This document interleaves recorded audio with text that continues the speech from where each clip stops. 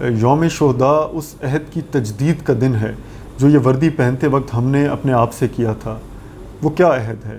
وہ عہد وہی عہد ہے جس کے لیے ہمارے شہداء نے اپنا خون کا نذرانہ پیش کیا۔ یہ وہی عہد ہے جس کے لیے ہمارے غازیوں نے اپنی ایفرٹس لگائیں، اپنا خون پسینہ بہایا۔